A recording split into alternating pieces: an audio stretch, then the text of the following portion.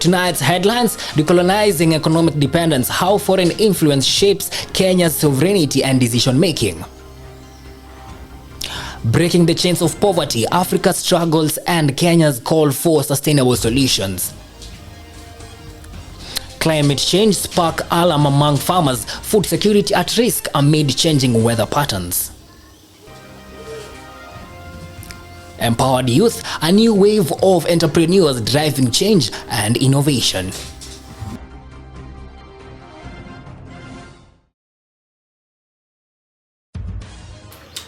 Greetings and welcome to The Dive, coming to you live from 254 Nairobi, Kenya. My name is Biagon Ian and it's my pleasure to guide you through tonight's top stories, in-depth analysis and breaking news from Kenya and around the globe. From the latest developments shaping our nation to impactful stories touching lives across the globe, we've got it all covered for you. So stay tuned as we delve into matters, bringing you accurate, timely and balanced stories. Reach us through our social media platforms at KE Central. Our SMS line is 696969 to share your thoughts and opinions. Let's get started.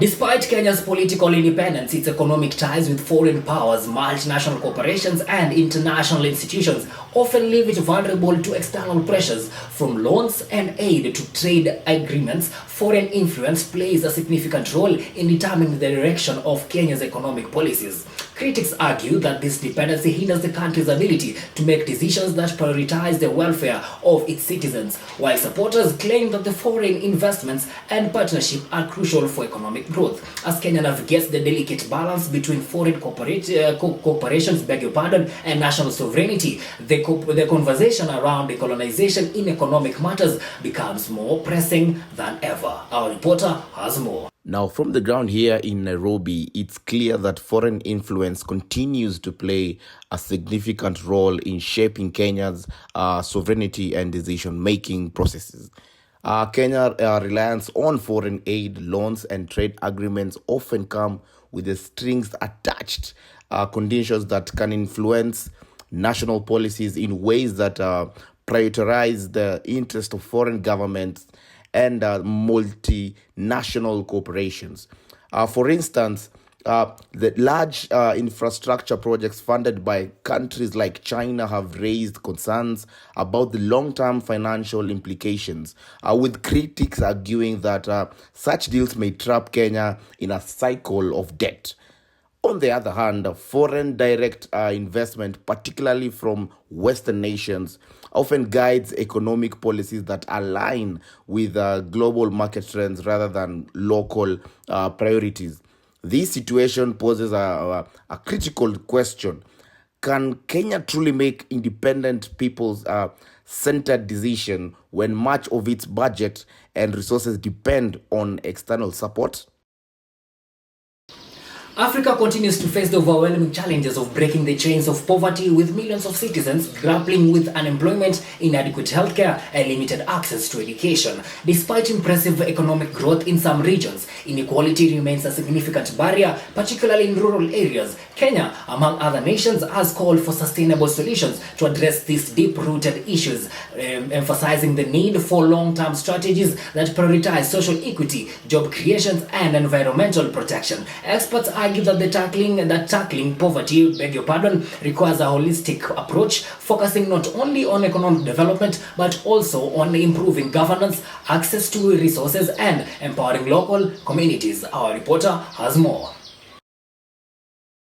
It's clear that poverty remains a daunting challenge across Africa, with approximately 40% of the population in sub-Saharan Africa living below the poverty line. Here in Kenya, over 16% of the population lives in extreme poverty, struggling with limited access to basic services like clean water, education, and health. The African Union and Kenyan government have called for sustained solutions to address these inequalities, focusing on job creation, infrastructure, and education. A key player in this transformation has been China, which has invested heavily in Africa's development, contributing to projects with billions in sectors like transportation and energy.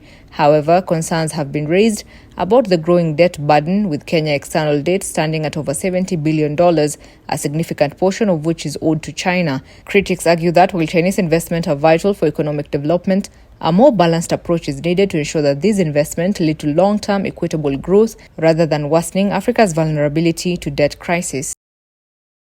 Climate change is increasingly becoming a critical concern for farmers across the globe, with unpredictable weather patterns threatening food security. In many regions, shifting rainfall patterns, prolonged drought, and extreme temperatures are severely impacting crop yields and livestock health. Farmers are facing reduced productivity, rising costs, and crop failures, which in turn are escalating food prices and deepening the risks of hunger. Experts warn that without urgent action to mitigate climate impacts and adapt agricultural practices, the stability of food system will be at serious risk, affecting not only local economies but also global supply chains. Our reporter has more. It's clear that the effects of climate change are hitting farmers hard over the past decade. Unpredictable weather patterns have become more frequent and intense longer droughts, followed by heavy rainfalls that causes flooding, have left many farmers struggling. According to the recent report from the Kenya Meteorological Department, the country has experienced a 30% decrease in average rainfall over the last 20 years. This has led to the significant drop in crop yields, with maize production alone declining by nearly 20% in the past 2 years. Farmers are not only facing reduced harvest but also raising input costs as they try to cope with the shifting seasons. With 75% of Kenyan population depending on agriculture, the country is now bracing for severe food insecurity if this changing weather pattern continues. On to other news. In a rapidly evolving world, a new wave of empowered youth is emerging as the driving force behind change and innovation. Across the globe, young entrepreneurs are stepping up, harnessing their creativity, skills, and driving tools to launch successful businesses that tackle some of society's most pressing challenges. From tech startups and sustainable solutions to social enterprises, these young innovators are redefining industries and shaping the future. With access to better resources, mentorship, and platforms, they are not only creating jobs but also inspiring others to take risks, and turn ideas into impactful ventures. Our reporter has more. In recent years, a new wave of youth-led entrepreneurship has emerged across Africa, driving innovation and economic growth. Empowered by technology, education, and access to global markets, young entrepreneurs are reshaping industries from agriculture to fintech. According to a 2023 report by the African Development Bank, over 40% of Africa's population is under the age of 15, and by 2030, the continent's youth population is expected to reach 1.7 billion. Na nilikuja hapa venye tu nilimaliza form 4 kujua tu kazi. Nilikuja kama lana, lakini for the time being mambo ilisonga na nikakuwa fundi mfiti sahi. Mtu ufai kugive up. Ukidai kitu lazima ujitume ndio mambo ijipe, unaona. So kama unadai kitu lazima uifanye kwa bidii na uifanye ndio kuingia. Ni kama ni kitu unaona inaweza kukutoa rahani kwa sisi mageto youth. Kwanza sasa hivi hatuna kazi, ni poa kuingia kwa hizi makazi za mkono. Jua kali, huwezi kosa kazi. Unajua kujua kazi ya mkono ni ngumu sana ukose kazi. The demographic shift presents a golden opportunity for young innovators. In Kenya, the government's push for digital innovation has seen youth-driven startups increase by 15% annually. These young entrepreneurs are not only creating jobs for themselves, but also providing solutions to pressing societal issues. Reporting for KE Central News, I'm Nancy Wangeshi. My name is Brian Irongo. I'm a woodworker. I'm also a set designer, stenographer. Yes, for both TV, film, and theater. Well, Mr. Irongo, thank you very much for joining us today. What inspired your ideas to start this business? What inspired me to start this business was being broke. So it was in 2020, during COVID, and so I had a lot of time. I was spending alone inside my house. So I used to read a lot of books, and I didn't have bookshelf. So I discovered Pinterest, Went there, looked for a design, found one, a hanging rope shelf, and that's how I started. So I made myself that hanging rope shelf. Then I posted it on my WhatsApp status, and friends were like, I'd love to have one. And yeah, so that was my first job. Then there's another friend of mine who he had just moved to a bigger house. His name is Benteke. He had just moved to a bigger house, needed a seat for his sitting room. I was like, hey, I can make you one using pallets. Yeah, so that's how I started my journey. That was 2020, and from that I started getting more jobs. How do you source your products, services, and what sets you apart? So I usually use pallets. So what I usually do is I go to godowns, and I have people there who tell me, hey, we now have new pallets that have come in. So that's where I go, pick them, come here and drop them here, and yeah. The other stuff is cushions and fabric and everything else. These ones I source them from people back. Yes. It's the fact that I am good with design. I also love challenges, you know. So most of my clients are people who usually love furniture that is, you know, customized. Someone's like, I don't want furniture that is in another person's house. I want something that is, you know, uniquely mine. And yeah, so I've done a lot of, you know, customized furniture. Some are very complex, and through that, I think that's how I get more clients, because they're like, oh yeah. I know that the guy who can make you whatever you want. Well, there are always challenges in the business sector. So what's your biggest challenge? The first one is obviously the hype of staff. When I was starting, we used to buy pallets at 500 shillings. Now they are going at 800 shillings. You know? And the problem is that once you posted something online, so people have seen that, hey, this is how much you charge for a seat. But after 2 months, the materials have hiked their prices. So imagine going to a client telling them, no, whatever I had posted is not the right thing. So now we hike the prices. Yeah, that's one of the challenges I face.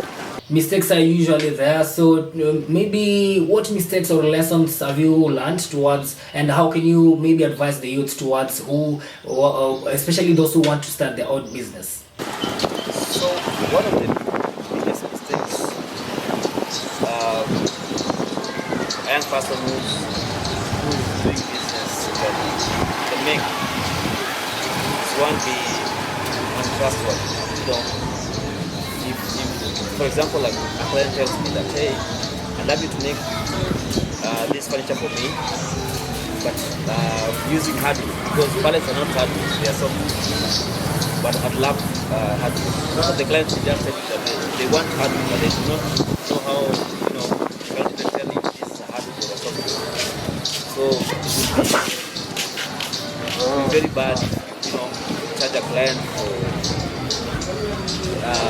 you price them for a hardwood, then you give them something that is substandard, you know, go for the softwood so that you can get more money, you know. So yeah, just avoid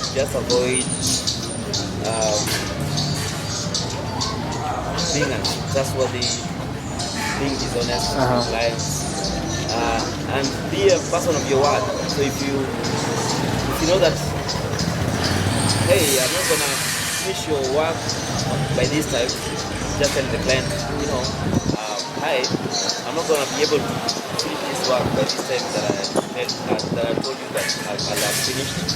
So just be honest, learn how to communicate, and keep your business, give it priority, you know. Yeah.